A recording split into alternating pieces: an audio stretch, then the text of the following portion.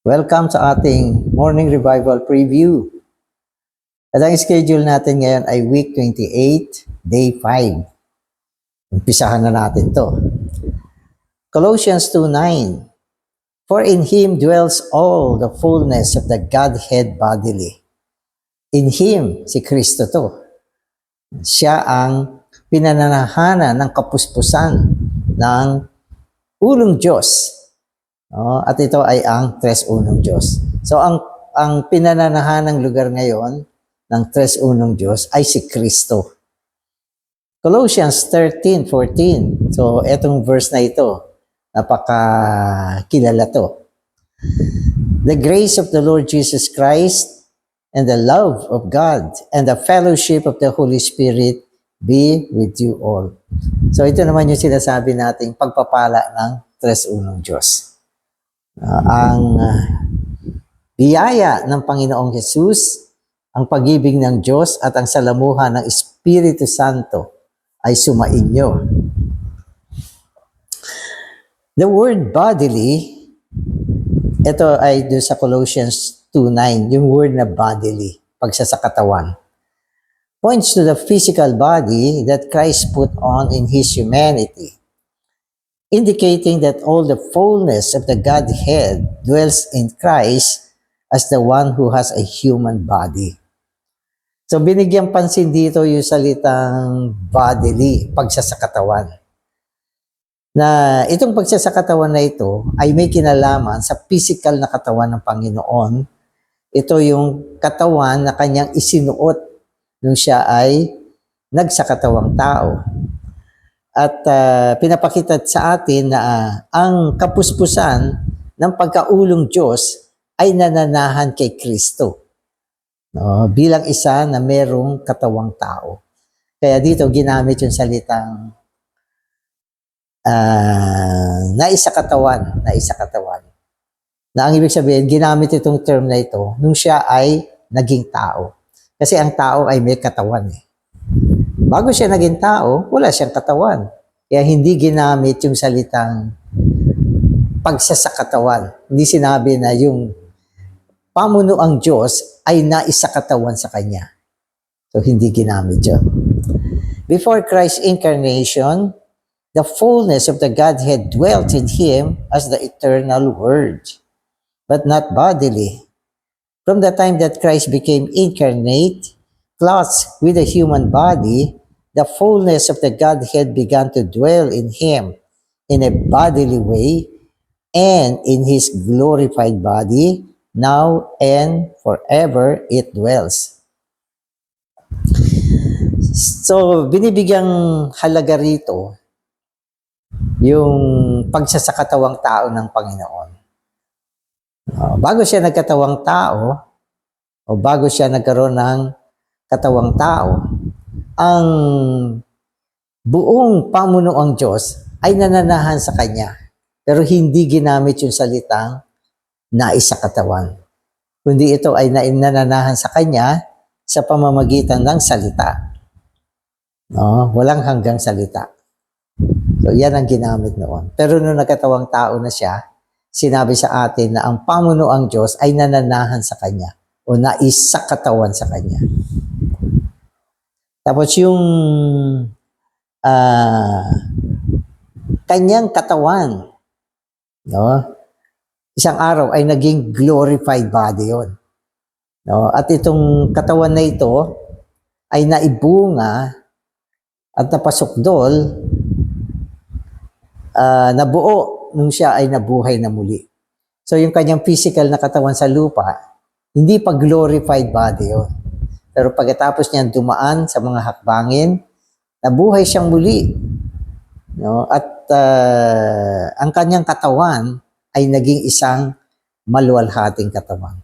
At yung katawan niya ay naging bahagi ng pamunuang Diyos. So medyo mahabang paliwanag ito. Pero ang sinasabi ko rito, mula nung siya ay nagkatawang tao, hindi na nawala yung kanyang pagiging tao.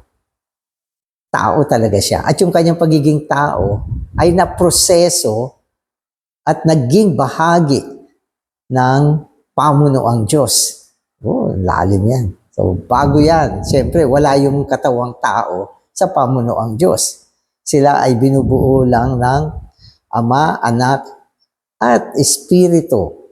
Walang tao dyan. Pero pagkatapos na nagkatawang tao ang Panginoon, ano nangyari? Naproseso yung kanyang katawang tao.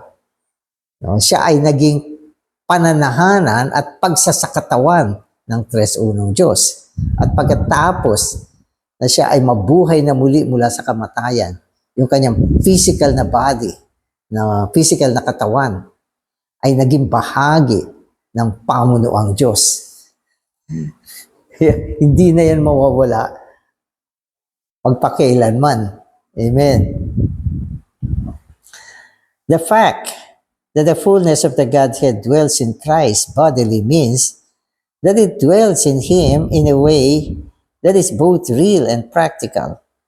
Now that the fullness of the Godhead dwells as a divine person in Christ bodily, it is visible, touchable, and receivable.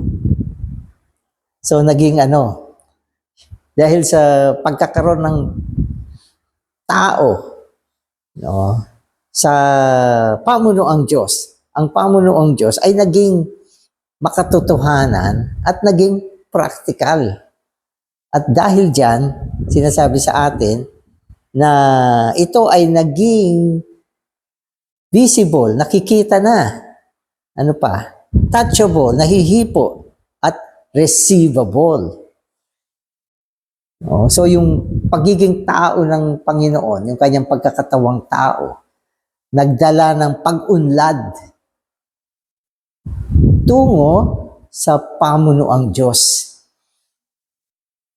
Na ang ibig sabihin, naging makatotohanan, naging practical siya, nahihipo, nakikita, at natatanggap na.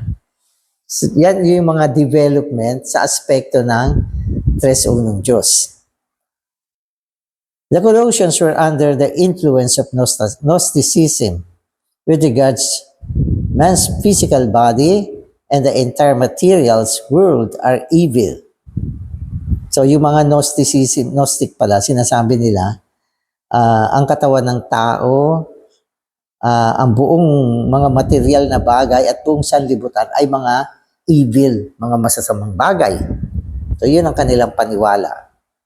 Amen. The Gnostics considered themselves to have the highest wisdom and knowledge, but they failed to realize that the fullness of the Godhead dwells in Christ bodily. Kasi itong mga Gnostics, tinuturing nila na sila yung pinakamagaling, merong pinakamataas na karunungan sa ibabaw ng lupa. Tapos isa sa kanilang mga sinasabi, ayun nga, na ang katawan ng tao, ang mga material na bagay, ang buong sanlibutan ay masama. Masama yan. Pero hindi nila napansin, okay, na hindi nila, ibig sabihin, kinundena nila ang physical na katawan ng tao, pero hindi nila nabigyan ng pansin. No, na sa tres unong Diyos, no, ang tres unong Diyos ay nais sa katawan kay Kristo. At diyan involved ang physical na katawan ng tao. Isipin mo. Sasabihin mo, ang physical na katawan ay masama. No, sa loob ng pamunuang Diyos, mayroong katawan ng tao diyan. At yan ay ang naluwalhating katawan ng Panginoon. Kaya, ibig sabihin, nasira yung kanilang paniniwala na masama ang katawan ng tao. Nakasama nga sa tres unong Diyos yung katawan ng tao eh. Amen. Amen. Fullness in Colossians 2:9 refers not to the riches of God, but to the expression of the riches of God. What dwells in Christ is not only the riches of the Godhead, but the expression of the riches of what God is. The Godhead is expressed both in the old creation, the universe, and in the new creation, the church. Amen. So, dinefine sa atin yung fullness. Ang fullness ay kapuspusan.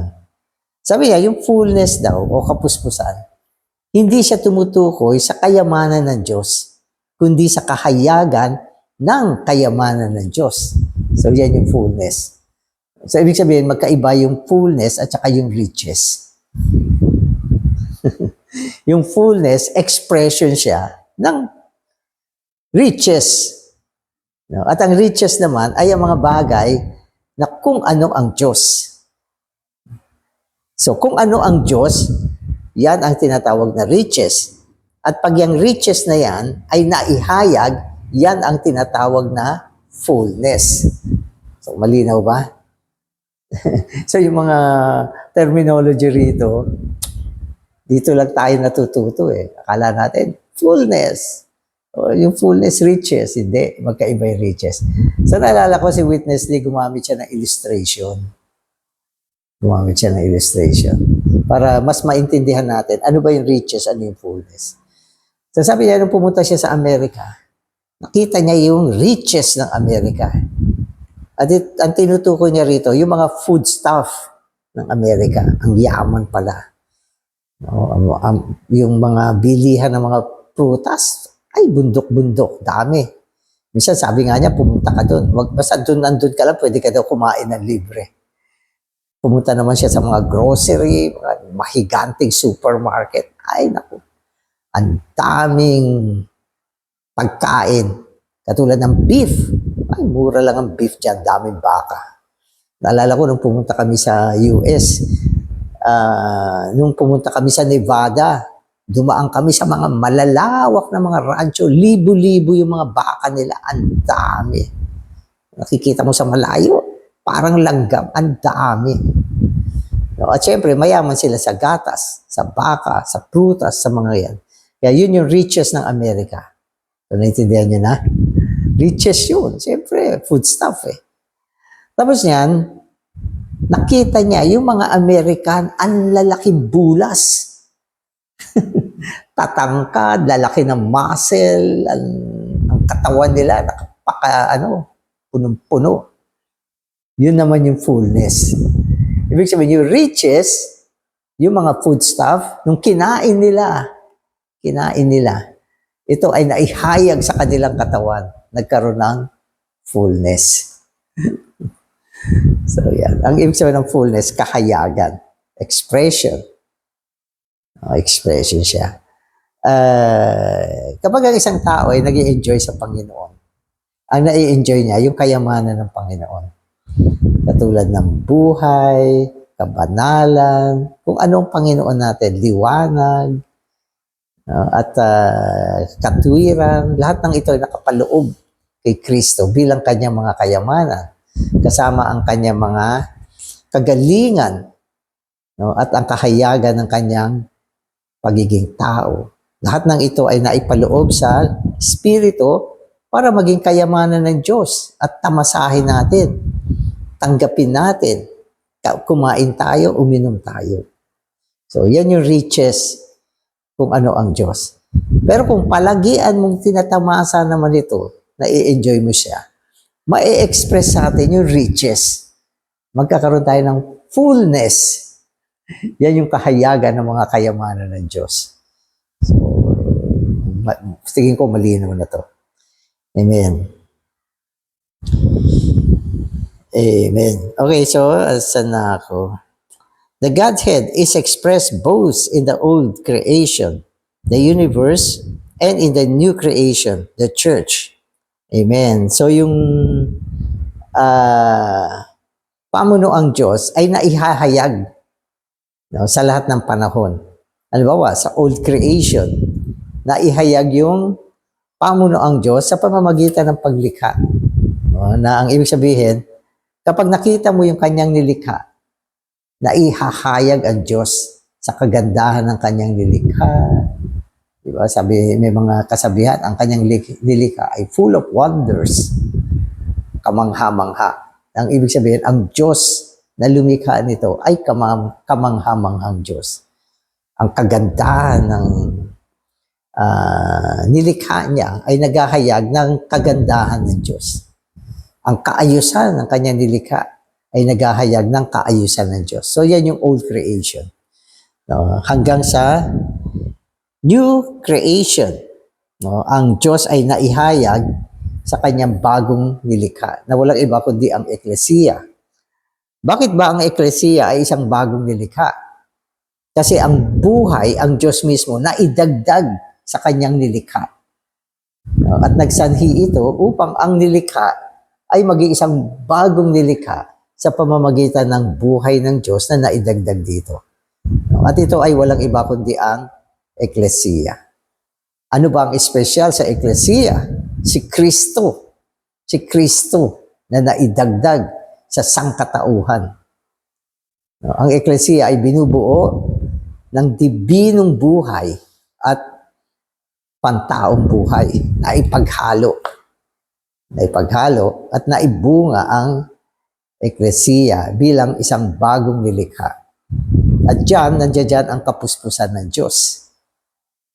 No, kaya dinefine ni Paul ang church. Sabi niya, the church is the body of Christ, the fullness of the one who fills all in all. The fullness of the one. So yung church ay body, the fullness of the one. Amen. Amen. The Godhead. Okay, ito naman yung term na Godhead. So kanina yung fullness. The Godhead in verse 9 refers to deity, which is different from the divine characteristics manifested by the created things. This strongly indicates the deity of Christ. The world's tradition and elements simply cannot be compared with the fullness of the Godhead. Amen. So yung sinasabi naman dito ay yung Godhead. So ang Godhead kasi ay binubuo ng Diyos, tres unong Diyos. Pamuno ang Diyos, ang Espiritu, ang Ama, Anak at Espiritu. So ito yung Godhead. No? At ang Godhead ay tumutukoy sa deity. Ang deity ay yung pagiging Diyos ni Kristo. Yung kanyang pagiging Diyos. So hindi kasama yung mga ibang bagay. Yung pagiging Diyos niya, yan yung deity niya. At yung deity niya, yan yung pamuno ang Diyos na binubuo ng Ama, Anak at Espiritu. So hindi ito yung Diyos na naihayag sa mga nilikhang bagay. So wala yung deity dyan. At wala dyan yung Godhead. Halimbawa, gaano man kaganda ng kanyang nilikha. No, gaano man kaganda yan. Hindi yan punong Diyos. O hindi yan yung pangulong Diyos. No, gaano man kaganda yung kanyang nilikha.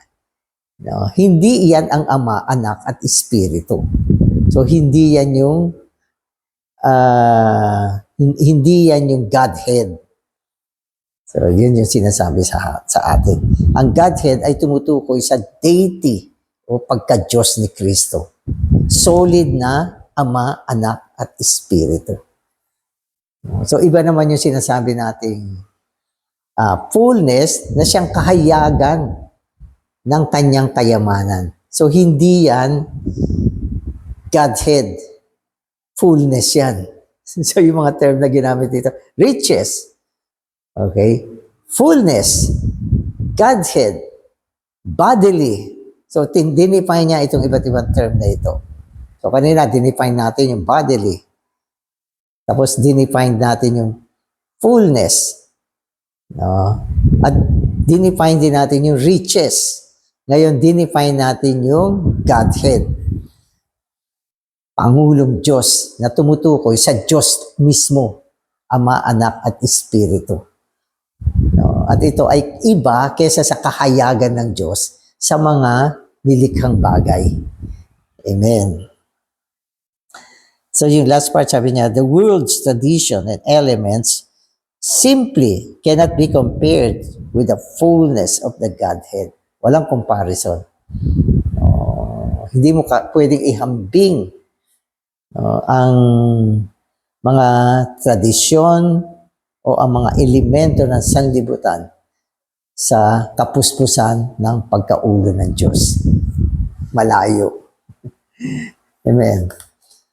All the fullness of the Godhead in Colossians 2:9 refers not only to the entire triune God, the Father, the Son, and the Spirit, but also to all the entire triune God is, has, does, knows, can do, has done, has obtained, has accomplished, and has attained.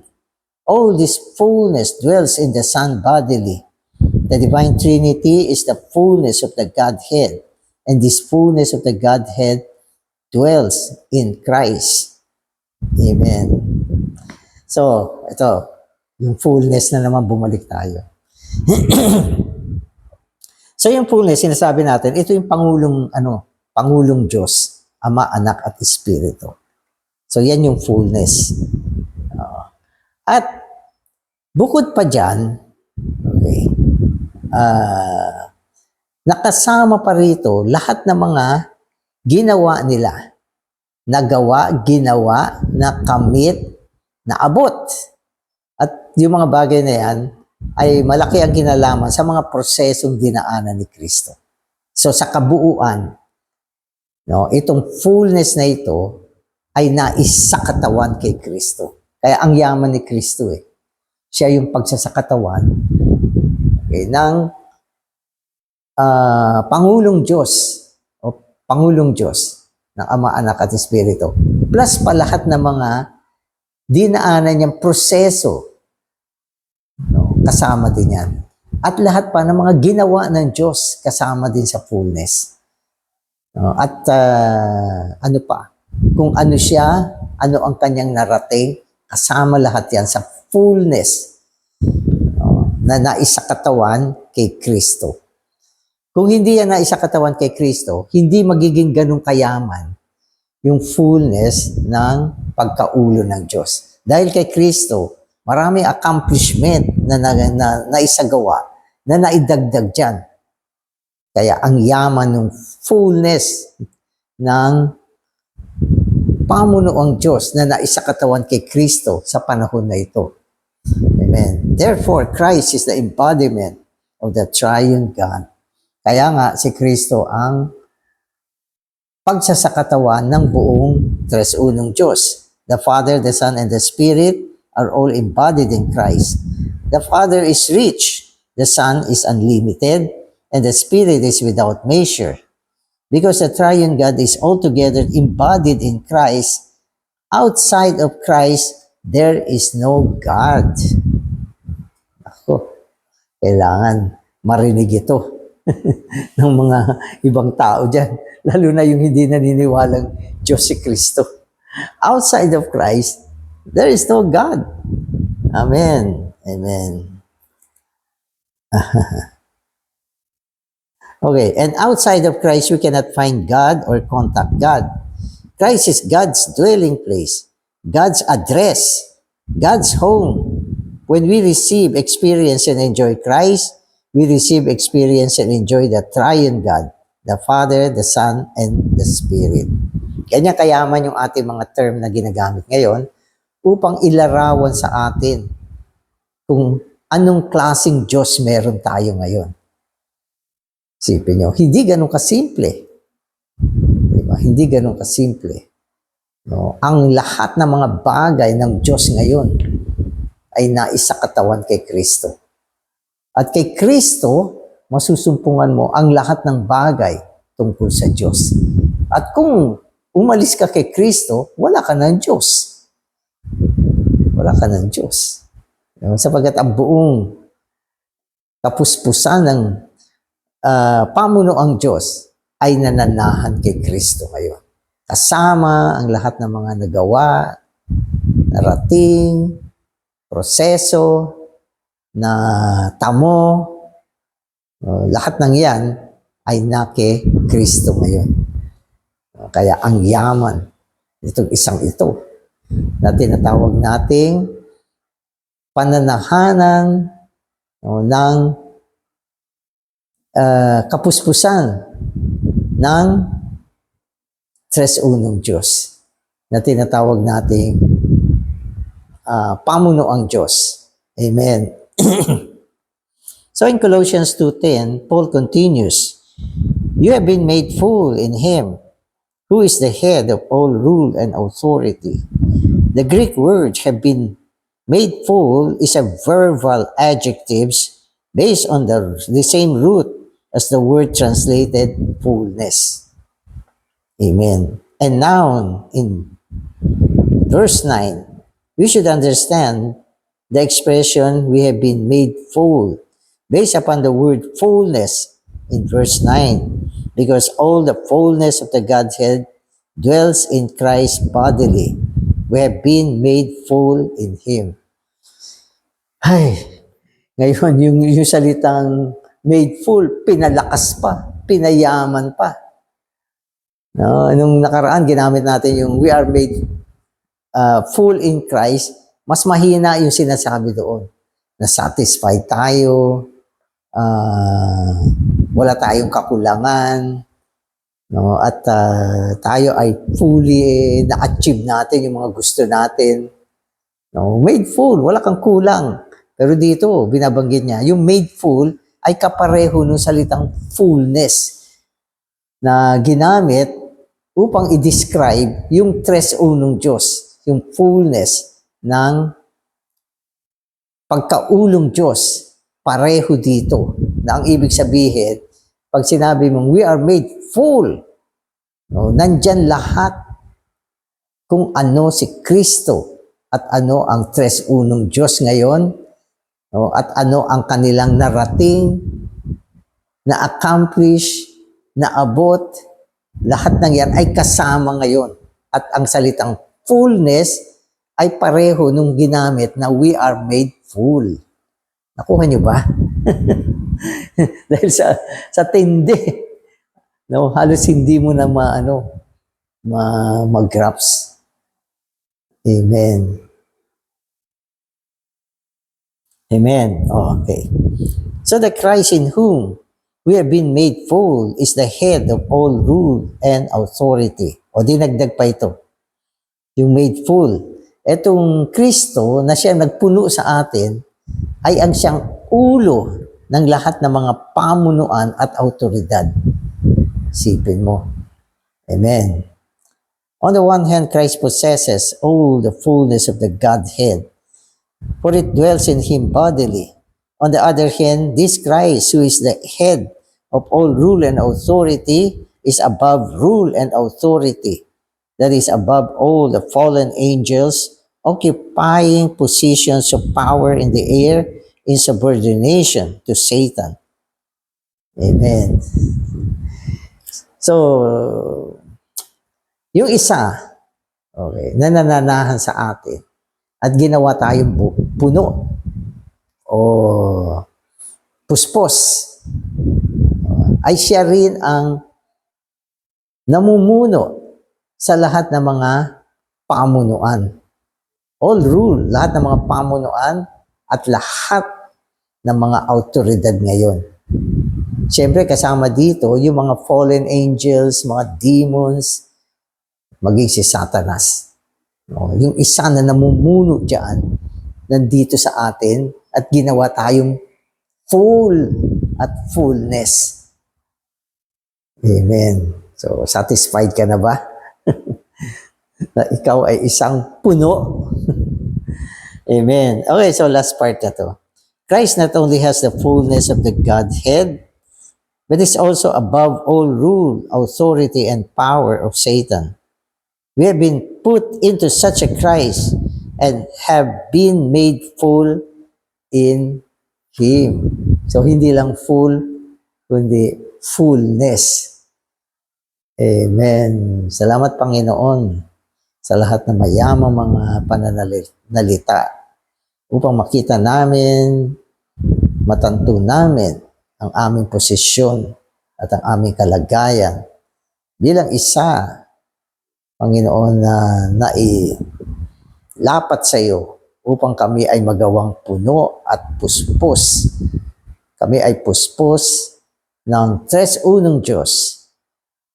Kami ay puspos ng isa na namumuno sa lahat ng mga pamunuan at lahat ng mga autoridad. Panginoon, sa iyo, kami ay ginawang puno at walang kakulangan. Salamat, Panginoon. Amen.